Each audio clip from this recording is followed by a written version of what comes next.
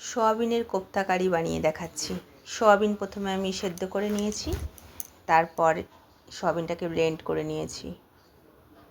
আর আলু একটা বড় সেদ্ধ করে ম্যাশ করে নিয়েছি।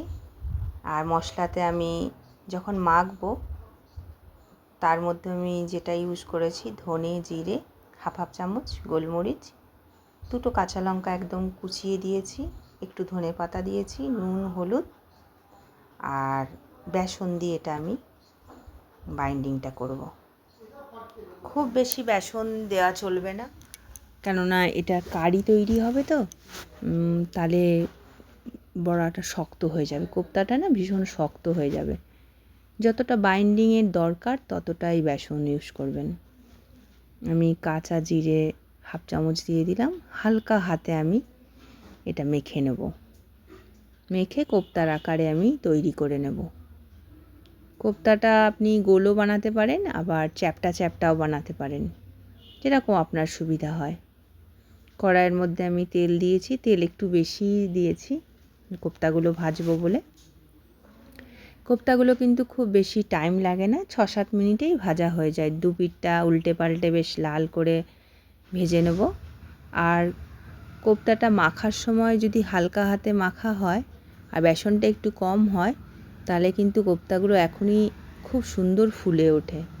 সমস্ত কোপ্তা আমার লাল হয়ে ভাজা হয়ে গেছে, আমি সরিয়ে রাখলাম। আলাদা ফ্রাইং প্যানে আমি অল্প একটু তেল দিয়ে জিরে ফোড়ন দিয়ে মশলা কষিয়ে নেব। মশলার মধ্যে আমি দিয়েছি জিরে ধনে রোস্ট করে, হাফ ইঞ্চি আদা, 3টে কাঁচা লঙ্কা, একটু গোলমরিচ আর একটু কাশ্মীরি শুকনো লঙ্কার গুঁড়ো দিয়েছি, লাল রঙটা লাল হবে বলে গ্রেভিটার। এবার আমার কষানো হয়ে গেলে আমি গ্রেভিটাতে জল দিয়ে দেব।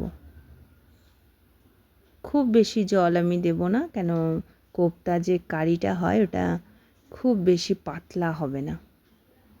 আমি কোপ্তাগুলো দিয়ে দিলাম, দিয়ে 5-6 মিনিট ফুটিয়ে নেব। খুব বেশি ফোটাতে হবে না এটা।